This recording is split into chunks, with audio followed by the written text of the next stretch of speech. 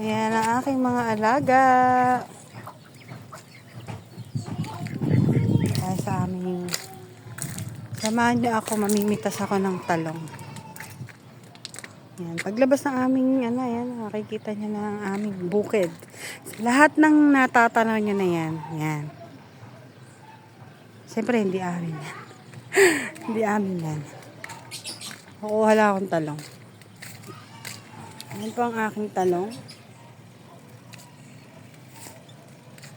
10 puno lang yan. Pero marami siyang bunga. Yan. Dahil umulan, dati na ito yan ang kabunga-bunga. Nung umulan, yan, nagkabunga. Nakita niyo siguro yung aming bubong. Pag umuulan, maganda naman. Kaso, yung bubong namin hindi maganda. Pero nag-iipon lang ng pangbubong. Papalitan din yun. Pag umuulan lang naman, di ba? Pag umuulan lang sa tumutulo. Ayan, tema, ang daming bunga na aming talong. Diba? Sika. Hindi ka na madakot. Yan pa tayo sa isang side. Baka meron pa dito.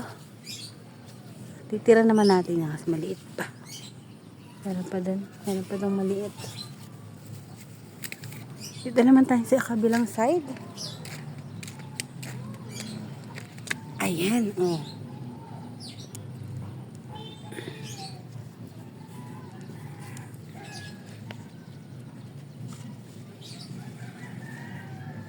Ay, mapigtas. Ayun. Ano pa dito? Maliit na. Siyempre, titira natin yung ito pa.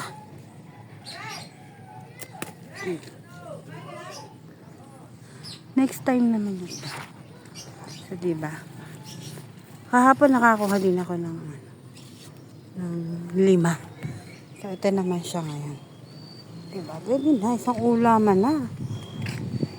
Diba? Isang puno, pero araw-araw mong kukunukuhanan. Thank you for watching. Meron pa pala dito. Kaya lang wala pang bunga. Ito na lang sa mga bulaklak.